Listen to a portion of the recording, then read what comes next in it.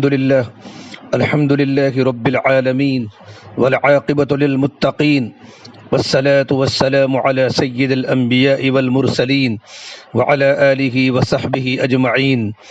أما بعد فأعوذ بالله من الشيطان الرجيم. بسم الله الرحمن الرحيم. وعهدنا إلى إبراهيم وإسماعيل أن طهرا بيتي للطائفين والعاكفين والركع السجود. وقال النبي صلى الله تبارك وتعالى عليه وسلم أن النبي صلى الله تبارك وتعالى عليه وسلم كان يعتكف العشر الأواخر من رمضان فلم يعتكف عاما فلما كان في العام المقبل اعتكف ب20 ليلة. رواه الترمذي. عن عائشة رضي الله تعالى عنها زوج النبي صلى الله عليه وسلم أن النبي صلى الله تبارك وتعالى عليه وسلم كان يعتكف العشر الأواخر من رمضان حتى توفاه الله ثم اعتكف أزواجه من بعد. رواه البخاري أو كما قال النبي صلى الله تبارك وتعالى عليه وسلم. میرے محترم پیارے بھائیو، یہ رمضان کا مبارک مہینہ چل رہا ہے اور رمضان کا مبارک مہینے کے اندر مغفرت کا عشرہ چل رہا ہے. پہلا عشرہ پروردگار عالم نے بڑی آسانی کے ساتھ گزار دیا. اللہ تعالیٰ کی رحمتوں کا عشرہ تھا، اللہ کی رحمتوں کے لٹنے کا عشرہ تھا. اب دوسرا عشرہ کہ 15-16 دن مکمل ہو چکے. آج ہمارا 16واں روزہ ہے. الحمدللہ مجمع روزے کی حالت میں ہیں، مرد بھی ہیں، عورتیں بھی ہیں، بچے بھی ہیں. بہت خوبصورت منظر اللہ پاک نے سجایا ہے، مغفرت کا منظر سجایا ہوا ہے. اللہ تعالیٰ آسمانوں کو روزانہ سوار رہے ہیں، آسمانوں کا ڈیکوریشن ہو رہا ہے، جنت کے دروازے کھلے ہیں، جہنم کے دروازے بند ہیں. اب 3-4 دن کے بعد مغفرت کا عشرہ بھی پورا ہو جائے گا. اب آخری عشرہ آئے گا. آپ صلی اللہ تبارک و تعالیٰ علیہ وسلم کے بارے میں لکھا ہے کان رسول اللہ صلی اللہ علیہ وسلم یجتہد فی رمضان ما لا یجتہد فی غیرہ. آپ صلی اللہ تبارک و تعالیٰ علیہ وسلم جتنے رمضان میں جتنی محنت کرتے تھے، جتنا مجاہدہ کرتے تھے، جتنی عبادت کرتے تھے، اتنی 11 مہینوں میں نہیں کرتے تھے. ولیکن اذا دخل العشر الاخیر احیا اللیل وایقظ اہلہ وجد وشد المیزر. اور جب آخری عشرہ رمضان کا داخل ہو جاتا تھا تو آپ صلی اللہ تبارک و تعالیٰ علیہ وسلم خود بھی جاگتے تھے اور اپنے گھر والوں کو بھی اللہ تعالیٰ کی عبادت کے لیے جگاتے تھے. آخری عشرے میں ایک اعتکاف کا عمل ہوتا ہے جو سنت مؤکدہ علی الکفایہ ہے. اللہ تبارک و تعالیٰ فرماتا ہے وعہدنا الی ابراہیم واسماعیل ان طہرا بیتی للطائفین والعاکفین والرکع السجود، کہ ہم نے ابراہیم اور اسماعیل سے عہد لیا کہ میرے گھر کو طواف کرنے والوں اور اعتکاف کرنے والوں اور رکوع کرنے والوں اور سجدہ کرنے والوں کے لیے پاک رکھو. اسلام ایک مکمل ضابطۂ حیات ہے، اسی سے انسان کو مکمل رہنمائی ملتی ہے، اور اسی واسطے معاملات و معاشرت میں رہنمائی کے ساتھ اذکار و عبادت کا بھی ایک مکمل اور اعلیٰ و عرفہ نظام مسلمانوں کو عطا کیا گیا ہے. رمضان مبارک کا مہینہ عبادات کے حوالے سے موسم بہار ہے. یہ مہینہ بڑی رحمتوں، برکتوں اور بے شمار نعمتوں والا ہے. مومنوں کے لیے عبادت و طاعت، خوف و خشیت، تواضع و انکساری کا مہینہ ہے. یہ روحانی اور جسمانی تربیت کا بے حد عظیم مہینہ ہے. یہ مہینہ دلوں کو پاک اور صاف کرنے، روٹھوں کو منانے، پچھلی ساری کوتاہیوں، لغزشوں، گناہوں سے توبہ کرنے، اپنے ظاہر و باطن کو پاک صاف کرنے والا مہینہ ہے. رمضان کا مہینہ اللہ تبارک و تعالیٰ کے بے شمار احسانات میں سے ایک احسان ہے جو اللہ تبارک و تعالیٰ کی طرف سے اپنے مومن بندوں کو عطا ہوتا ہے. اعتکاف کے اللہ تبارک و تعالیٰ نے رمضان کا مبارک مہینہ دیا ہے جہاں اللہ تبارک و تعالیٰ اس ماہ مقدس میں اپنی رحمتیں، برکتیں اور عنایات کا مے برساتا ہے. وہی ان بے پایہ عنایات و الطاف میں سے ایک بہترین آخری عشرے کا اعتکاف بھی نعمت عظمیٰ در حبیب پر ہمیشہ پڑے رہنے کی عملی تصویر ہے. دیکھا جائے تو اعتکاف کا یہ عشرہ انسان کی زندگی میں بہت اہم کردار ادا کرتا ہے. اعتکاف کے 10 دن ایک طرف اور دنیاوی اغراض و مقاصد کی خاطر گزارے گئے سال کے باقی ماہ و ایام بھی ایک طرف. اعتکاف کی روح یہ ہے کہ انسان چند دن کے لیے دنیا کی تمام چیزوں کو چھوڑ کر، دنیاوی علائق سے کٹ کر گوشہ نشین ہو جائے. ایک محدود مدت کے لیے مکمل یکسو ہو کر پروردگار عالم کے ساتھ اپنا تعلق بندگی کی تجدید کرے، اپنے من کو آلائش نفسانی سے علیحدہ کر کے اپنے خالق و مالک کے ذکر و فکر سے اپنی دل کی دنیا کو آباد کر لے، مخلوق سے آنکھیں بند کر کے اپنے خالق کی حقیقی سے لو لگائے۔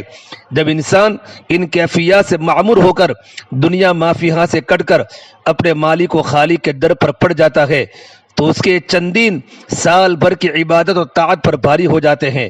میرے بھائیو، معتکف اللہ کا مہمان ہوتا ہے، اور مہمان جو فرمائش کرتا ہے پاتا ہے، لہذا اعتکاف کرنے والا اپنی حیثیت اور مقام کو پہچان کر خانہ خدا میں عبادت و تلاوت اور تمام اذکار میں خود کو مشغول رکھے۔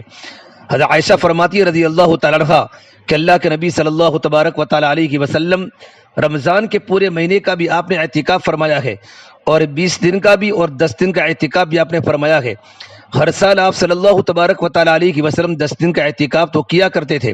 ایک مرتبہ ایک خاص وجہ سے آپ صلی اللہ تبارک و تعالیٰ علیہ وسلم رمضان شریف میں اعتکاف نہ فرما سکے، تو اس شوال میں 10 دن روزہ رکھ کر اعتکاف فرمایا، اور ایک سال رمضان میں آپ صلی اللہ تبارک و تعالیٰ علیہ وسلم غزوہ بدر کے سفر کی وجہ سے اعتکاف نہ فرما سکے، تو اگلے سال رمضان میں 10 دن کے بجائے 20 دن کا اعتکاف فرمایا۔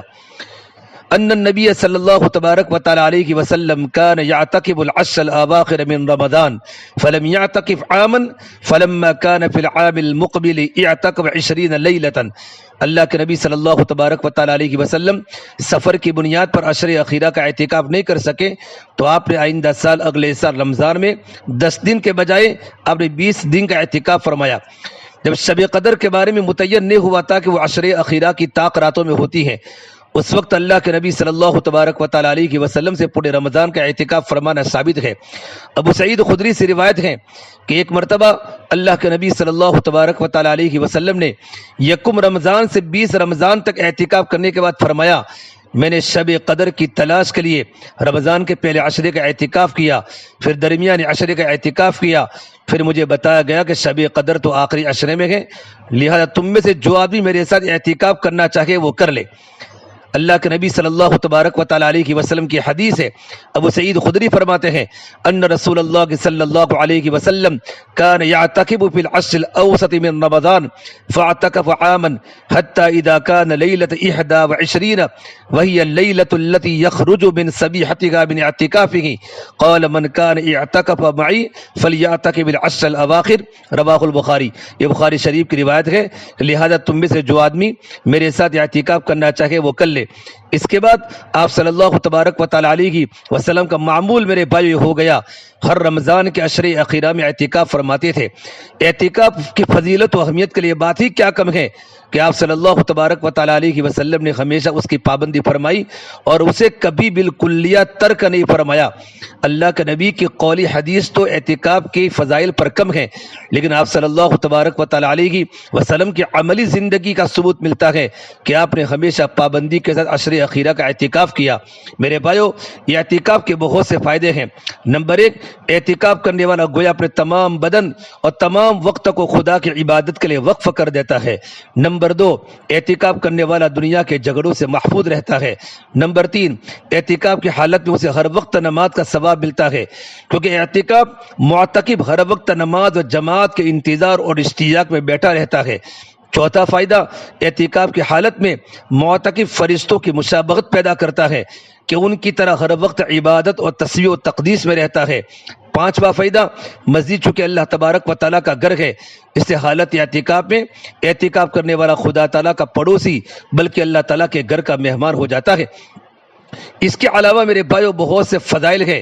یہ حدیث میں فرمایا اللہ کے نبی صلی اللہ تبارک و تعالیٰ علیہ وسلم نے، یہ شعب الایمان کی روایت ہے، من اعتکف یوما ابتغاء وجہ اللہ، کہ جو آدمی اللہ تبارک و تعالیٰ کی خوشنودی کے لیے اور اللہ تبارک و تعالیٰ کی رضا کے لیے ایک دن کا اعتکاف کرے گا، جعل اللہ بینہ وبین النار 3 خنادیق، پروردگار عالم اس کے اور جہنم کے درمیان 3 خندقوں کو آڑ بنا دیں گے، ابعد مما بین الخافقین، جن کی مسافت آسمان و زمین کے درمیانی مسافت سے بھی زیادہ چوڑی ہوگی۔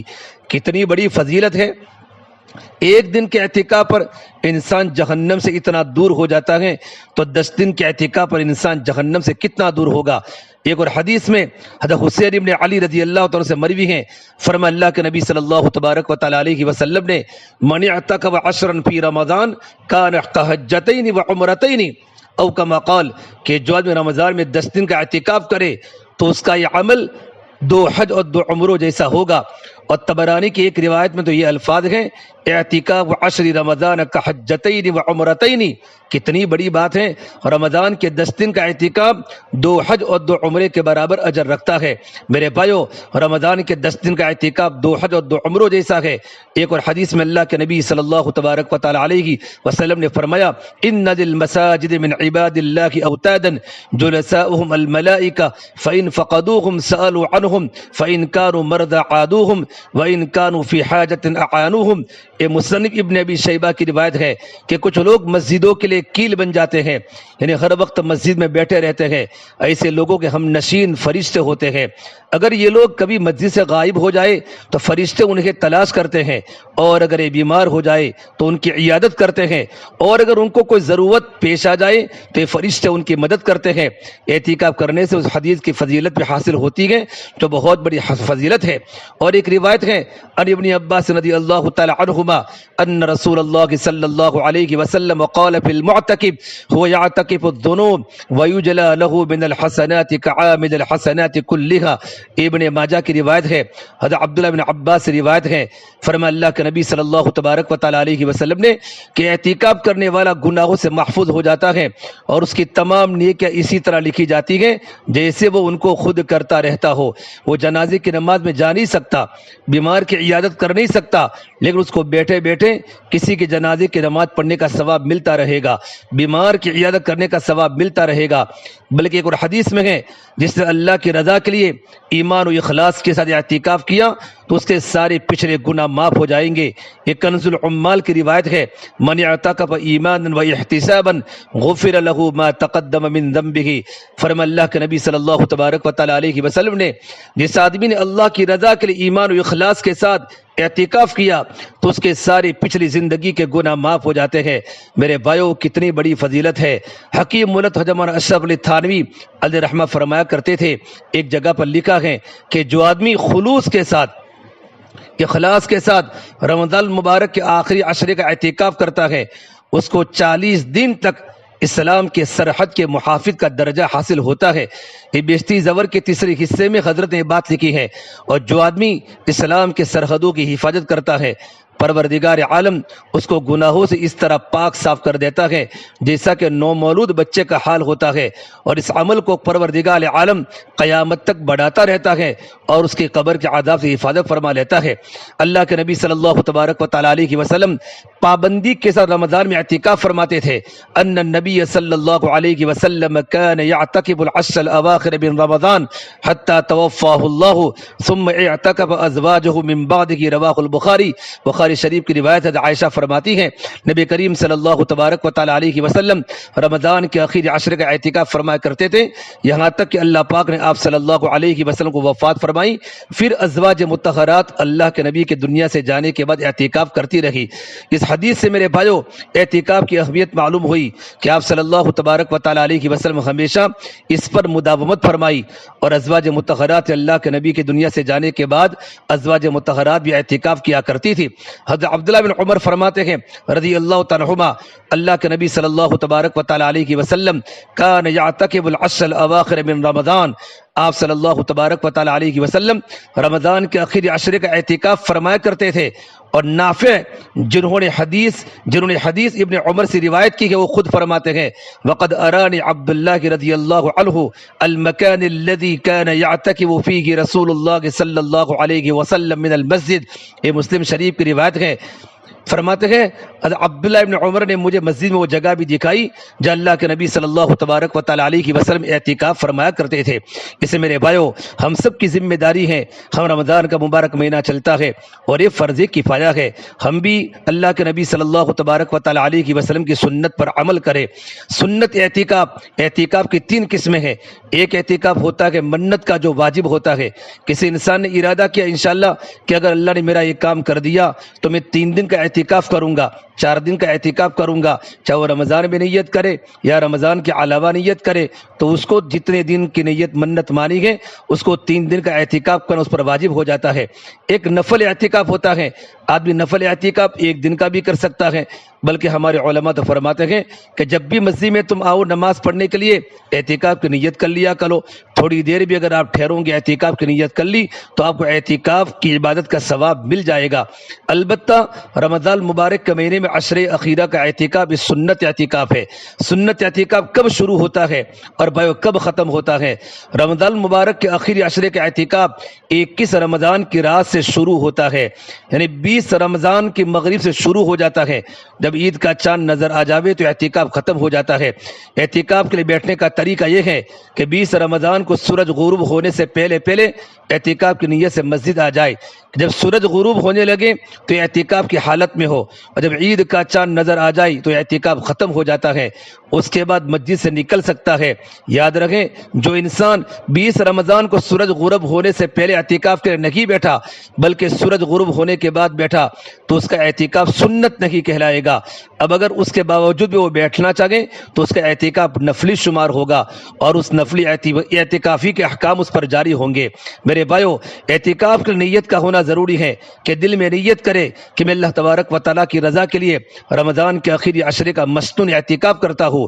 دل میں بھی نیت کافی ہے، البتہ زبان سے بھی الفاظ ادا کرنا درست ہے لیکن ضروری رہی ہے۔ نمبر 2، سنت اعتکاف کی نیت کہ 20 رمضان کا سورج غروب ہونے سے پہلے کرنی ضروری ہے۔ اس لیے جس آدمی نے مسجد آنے کے بعد بھی نیت نہیں کی حتیٰ کہ سورج غروب ہو گیا تو اب اس کے بعد اس کی نیت کا کوئی اعتبار نہیں ہوگا۔ کچھ باتوں کو میرے بھائیو نوٹ کر لے، ذہن نشین کر لے۔ اعتکاف میرے بھائیو کون سی جگہ پر درست ہے؟ تو علماء نے لکھا ہے اعتکاف صحیح ہونے کے لیے ضروری ہے وہ مسجد ہی میں ہو۔ یہی وجہ ہے مسجد کے علاوہ کسی اور جگہ اعتکاف درست نہیں ہے۔ قرآن کریم اللہ نے فرمایا ثم اتموا الصیام الی اللیل ولا تباشروہن وانتم عاکفون فی المساجد، کہ مرد اعتکاف مسجدوں کے اندر کرے۔ نمبر 2، اعتکاف کے لیے سب سے افضل جگہ مسجد حرام ہے۔ پھر مسجد نبوی بہت بڑا مجمع عمرے میں گیا ہوا ہے۔ مستقل رمضان مبارک کے مہینے میں آخری عشرے کا اعتکاف کرنے کے لوگ مسجد حرام میں جاتے ہیں، مسجد نبوی کے اندر جاتے ہیں، پھر اس کے بعد مسجد اقصی، پھر اس کے بعد کسی بھی جامع مسجد میں اعتکاف کرنا افضل ہے۔ اور جامع مسجد میں اعتکاف کے افضل ہونے کی وجہ یہ ہے جمعہ کی نماز کے لیے باہر جانا نہیں پڑتا۔ ویسے تو اعتکاف ہر اس مسجد میں بھی جائز ہے جس میں صرف 5 وقت نماز ادا کی جاتی ہو اور جمعہ نہ ہوتا ہو، البتہ جس مسجد میں 5 وقت نماز ادا نہیں کی جاتی وہ اعتکاف جائز تو ہے لیکن افضل نہیں ہے۔ البتہ اگر کسی کو جامع مسجد اور 5 وقت نماز والی مسجد میسر نہ ہو تو ایسی مسجد ہی میں اعتکاف کو بایو غنیمت سمجھے۔ میں کچھ مسائل آپ کے سامنے بیان کرتا ہوں، کن چیزوں سے اعتکاف ٹوٹ جاتا ہے اور کن چیزوں سے نہیں ٹوٹتا۔ نمبر 1، معتکف کے لیے ضروری ہے وہ اعتکاف کے دنوں میں مسجد کی شرعی حدود ہی میں رہے، کسی شرعی عذر کے بغیر مسجد سے نہ نکلے۔ معتکف اگر کسی عذر کے بغیر مسجد سے نکل جائے چاہے بھول کر ہو یا جان بوجھ کر تو اس کا اعتکاف ٹوٹ جائے گا، البتہ اگر اعتکاف بھول کر یا غلطی سے ٹوٹ جائے تو اس کا گناہ نہیں ہوتا۔ نمبر 2، مسجد سے نکلنا اس وقت کہلائے گا جب دونوں پاؤں مسجد سے اس طرح باہر نکل جاوے، اسے عرف میں مسجد سے نکلنا کہا جا سکے۔ اس لیے معتکف مسجد میں رہتے ہوئے صرف سر یا ہاتھ یا ایک پاؤں یا بیٹھ کر یا لیٹ کر صرف دونوں پاؤں باہر نکال دے تو اسے اعتکاف نہیں ٹوٹتا۔ نمبر 3، معتکف قضاء حاجت اور پیشاب کے لیے مسجد سے باہر جا سکتا ہے، لیکن اگر فراغت کے بعد تھوڑی دیر بھی وہاں ٹھہر گیا تو اس کا اعتکاف ٹوٹ جائے گا۔ البتہ اگر وضو کرنا چاہے تو وضو کے لیے ٹھہر سکتا ہے، لیکن فراغت کے بعد فوراً مسجد میں لوٹ آنا ضروری ہے۔ نمبر 4، معتکف اگر قضاء حاجت کے لیے نکلے اور وہاں جا کر معلوم ہو کہ بیت الخلاء مصروف ہے تو وہاں انتظار بھی کر سکتا ہے۔ نمبر 5، معتکف کے لیے اگر کسی معقول عذر کی وجہ سے مسجد سے بیت الخلاء کا استعمال سخت دشوار ہو تو قضاء حاجت کے لیے گھر بھی جا سکتا ہے۔ نمبر 6، معتکف کو وضو کی ضرورت ہو اور مسجد کے شرعی حدود میں وضو کرنے کا انتظام بھی ہو تو ایسی صورت میں وضو کے لیے مسجد سے نکلنا جائز نہیں ہے، البتہ اگر وضو کا انتظام نہ ہو تو وضو کے لیے مسجد سے باہر نکلنا جائز ہے۔ اسی طرح اگر وضو خانے میں رش ہو، پبلک زیادہ ہو تو وہ انتظار بھی کر سکتا ہے، البتہ وضو سے فارغ ہوتے کہ فوراً مسجد لوٹ آنا ضروری ہے۔ نمبر 7، معتکف کو ہر نماز کا چاہے فرض ہو یا واجب، سنت ہو یا نفل، قضا نماز ادا کرنی ہو، تلاوت کرنی ہو یا سجدہ تلاوت ادا کرنا ہو، ان سب کے لیے جس وقت بھی چاہے وضو کرنے کے لیے مسجد سے باہر جانا جائز ہے اگر مسجد میں وضو کا انتظام نہ ہو۔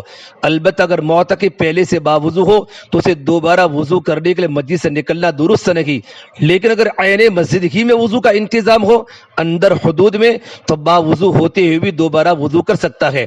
نمبر 8، ضرورت ہو تو معتکف مسجد میں ریح یعنی ہوا بھی خارج کر سکتا ہے۔ نمبر 2، معتکف کو اگر احتلام ہو جائے تو مناسب یہ ہے فوراً مسجد سے نکل جاوے اور غسل کر کے فوراً مسجد لوٹ آئے۔ مسجد سے نکلنے کے لیے کوئی خاص طریقہ نہیں، بلکہ جیسے بھی ہو مسجد سے نکلنا درست ہے، لیکن اگر فوراً مسجد سے نکلنے کا یا غسل کرنے کا موقع نہ ہو تو تیمم کر کے مسجد ہی میں رہیں، پھر جب موقع ملے تو جا کر غسل کر کے مسجد لوٹ آوے۔ نمبر 10، اعتکاف کی حالت میں کلی کرنے، مسواک یا ٹوتھ پیسٹ کرنے اور سر دھونے کے لیے مسجد سے باہر جانا جائز نہیں۔ اگر ان کاموں کے لیے مسجد سے باہر چلا جائے، چاہے بھول کر ہو، غلطی سے ہو یا جان بوجھ کر ہو، تو اس سے اعتکاف ٹوٹ جائے گا۔ اس لیے ان کاموں کی اگر ضرورت پڑ رہی ہو تو مسجد ہی میں ان کے لیے ایسا مناسب انتظام کر لیا جاوے کہ ان کے لیے مسجد سے باہر جانا بھی نہ پڑے اور پانی بھی مسجد میں نہ گرے۔ اسی طرح ہاتھ دھونے اور برتن دھونے کے لیے مسجد ہی میں مناسب انتظام کر لینا چاہیے۔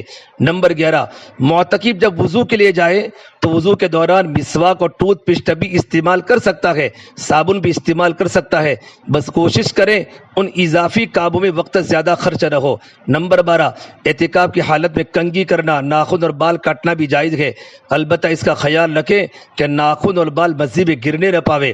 نمبر 3، معتکف جب وضو یا قضاء حاجت کو ضرورت کے لیے مسجد سے نکلے تو آتے جاتے چلتے چلتے کسی سے بات چیت، دعا سلام کر سکتا ہے، لیکن اگر ان کاموں کے لیے تھوڑی دیر بھی ٹھہر گیا تو اعتکاف ٹوٹ جائے گا۔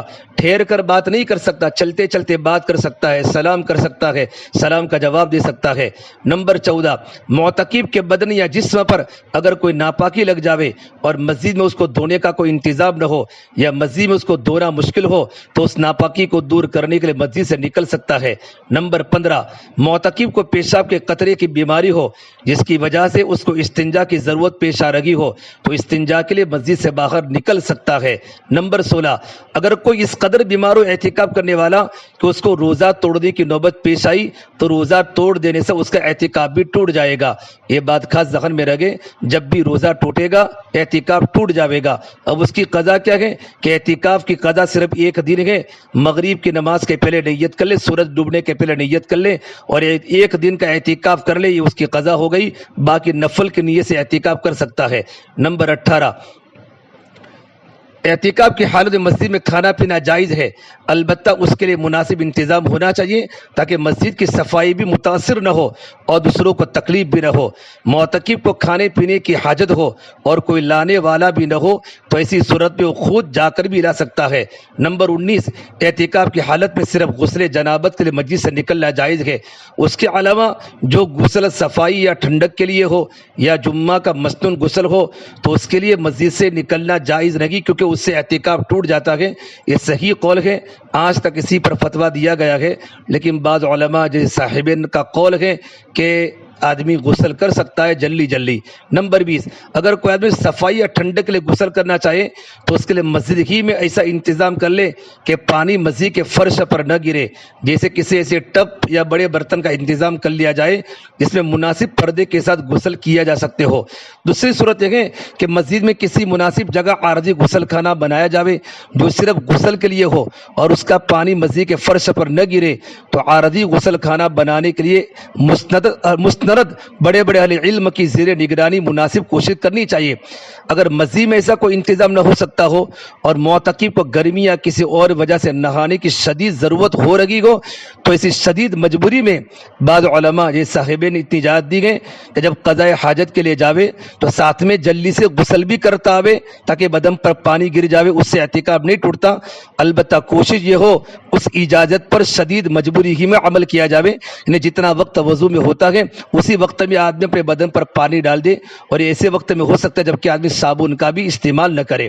نمبر 21، بہتر یہ ہے کہ اعتکاف ایسی مسجد میں کرے جہاں جمعہ کی نماز ادا کی جاتی ہو، لیکن اگر کوئی آدمی ایسی مسجد میں اعتکاف کے لیے بیٹھے جہاں جمعہ نہ ہوتا ہو تو جمعہ کی نماز کے لیے دوسری مسجد جا سکتا ہے۔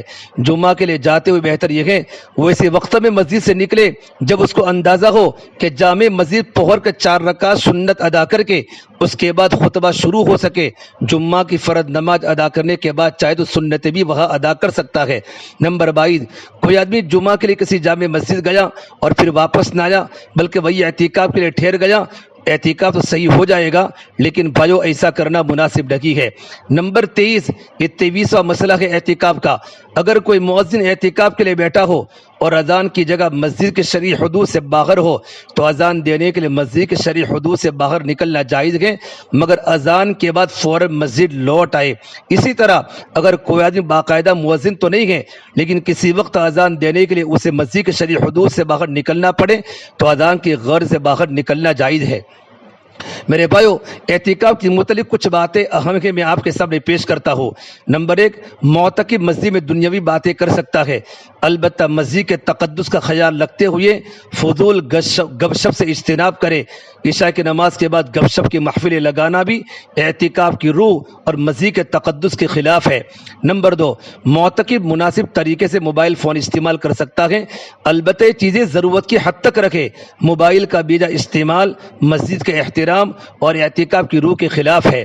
نمبر 3، معتکف کو چاہیے کہ اپنے اوقات زیادہ سے زیادہ قیمتی بناتے ہوئے تلاوت، ذکر و عبادت، نفل عبادات اور دعاؤں کا خصوصی اہتمام کرے، مستند دینی کتابوں کا مطالعہ کرے، دین کی ضروری باتیں سیکھنے کی بھرپور کوشش کرے۔ اگر کسی کے ذمہ قضا نماز یا سجدہ تلاوت ہو تو ان کی ادائیگی کی فکر کرے۔ میرے بھائیو، اعتکاف کے دنوں میں اللہ تعالیٰ کی رضا اور خوشنودی کے اعمال خوب سے خوب کرے تاکہ اعتکاف کا مقصد پورا ہو سکے۔ کن صورتوں میں بھائیو اعتکاف توڑنا جائز ہے؟ جن صورتوں میں اعتکاف توڑنا جائز ہے، نمبر 1، کوئی آدمی ایسا بیمار ہو جاوے کہ اس کے لیے اعتکاف برقرار رکھنا مشکل ہو جائے یا اس کو علاج کے لیے مسجد سے نکلنا پڑ جاوے تو اعتکاف توڑنا جائز ہے۔ نمبر 2، کسی آدمی کے والدین یا بیوی بچے اس قدر بیمار پڑ جاوے کہ ان کے لیے مسجد سے نکلنے کی ضرورت پیش آ جائے تو اعتکاف توڑنا جائز ہے۔ نمبر 3، جنازہ تیار ہو اور کوئی دوسرا نماز جنازے پڑھانے والا نہ ہو تو اعتکاف توڑنا جائز ہے۔ ان تینوں صورتوں میں اعتکاف تو توڑنا جائز ہے، البتہ اس کی قضا لازم ہے، لیکن اس کے توڑنے کی وجہ سے وہ انسان گنہگار نہیں ہوگا۔ میرے بھائیو، اعتکاف کی قضا کا طریقہ کیا ہے؟ سنت اعتکاف جب ٹوٹ جائے تو اس کی قضا لازم ہوتی ہے۔ قضا اعتکاف کے لیے روزہ بھی ضروری ہے، جیسے اگر رمضان ہی میں قضا کرنا ہے تو اس صورت میں تو روزہ ہوتا ہی ہے۔ اگر رمضان کے علاوہ دیگر دنوں میں اعتکاف کی قضا کرنی ہے تو اس کے لیے روزہ رکھنا ضروری ہے۔ نمبر 3، رمضان کا سنت اعتکاف جب بھی ٹوٹ جائے تو صرف ایک دن کی قضا لازم ہوتی ہے۔ نمبر 4، اگر اعتکاف صبح صادق سے لے کر سورج غروب ہونے کے درمیان کسی وقت ٹوٹا ہو تو اس صورت میں صرف دن کی قضا لازم ہے۔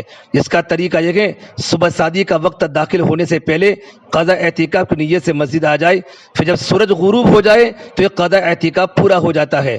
اور اگر سورج غروب ہونے سے لے کر صبح صادق تک کسی وقت ٹوٹا ہے تو اس کی قضا کا طریقہ یہ ہے سورج غروب ہونے سے پہلے قضا اعتکاف کی نیت سے مسجد آ جائے اور اگلے دن جب سورج غروب ہو جائے اس اعتکاف کا وقت ختم ہو جائے گا۔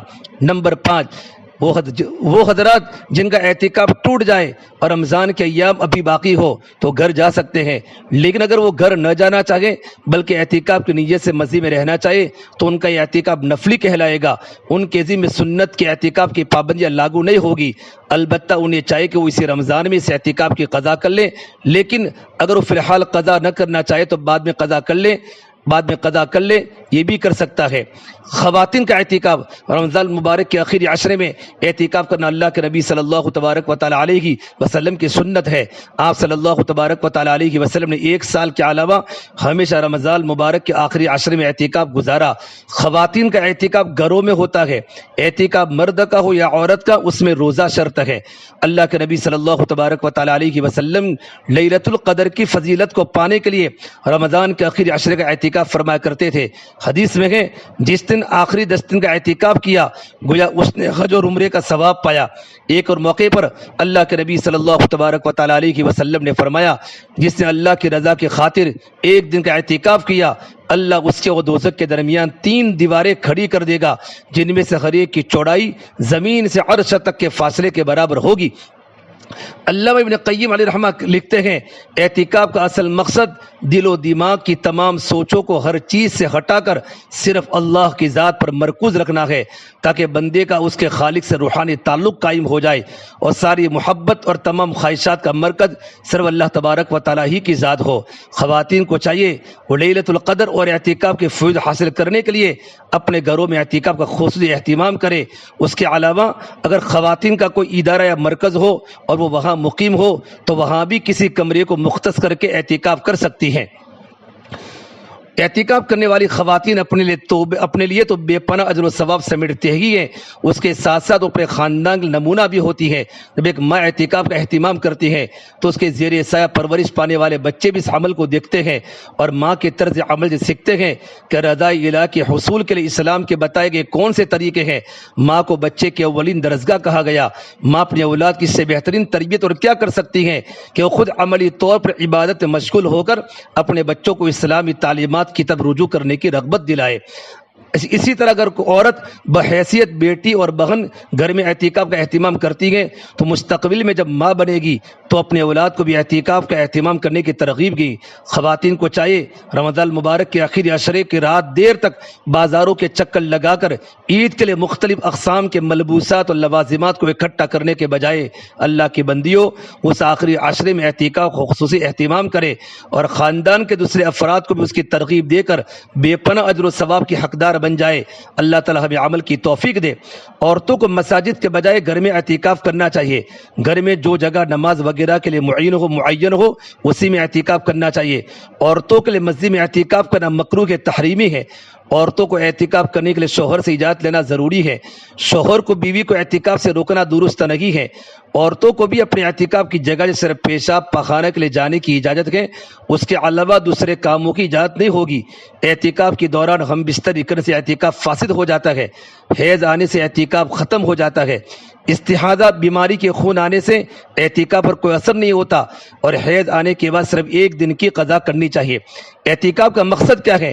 اعتکاف کا مقصود اور اس کی روح دل کو اللہ تبارک و تعالیٰ کی پاک ذات کے ساتھ وابستہ کر لینا ہے کہ سب کی طرف سے ہٹ کر اسی کے ساتھ مل جائے، ساری مشغولیوں کے بدلے میں اسی پاک ذات کی طرف مشغول ہو جائے اور اس کے غیر کی طرف سے ہٹ کر معتکف کے خیالات و تفکرات کی جگہ اس کا پاک ذکر، اس کی محبت سما جائے، حتیٰ کہ مخلوق کے ساتھ انس کے بدلے اللہ تعالیٰ کے ساتھ انس پیدا ہو جائے، تاکہ انس قبر کی وحشت میں کام دے گا۔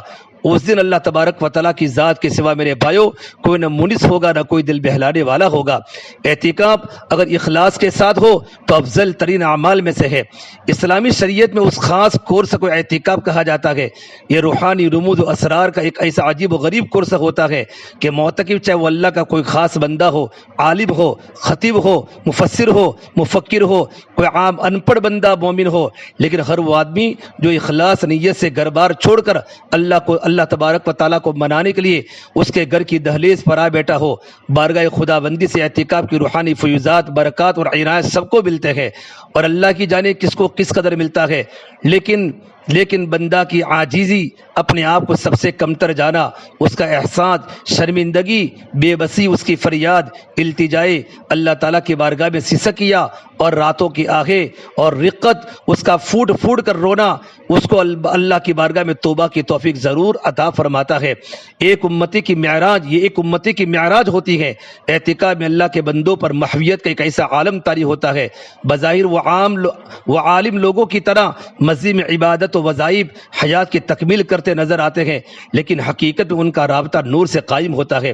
اس لیے میرے بھائیو اعتکاف ضرور کرے۔ اللہ کے نبی صلی اللہ تبارک و تعالیٰ علیہ وسلم کا بالالتزام رمضان المبارک کے آخری عشرے میں اعتکاف کرنا احادیث صحیحہ سے منقول ہے۔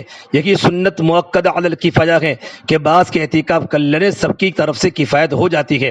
معتکف کی مثال تو اس آدمی کی سی ہے جو کسی بادشاہ کے دربار سے جا کر چمٹ جائے، جب تک اس کی فریاد سن نہ لی جائے گی وہ در نہیں چھوڑ سکتا۔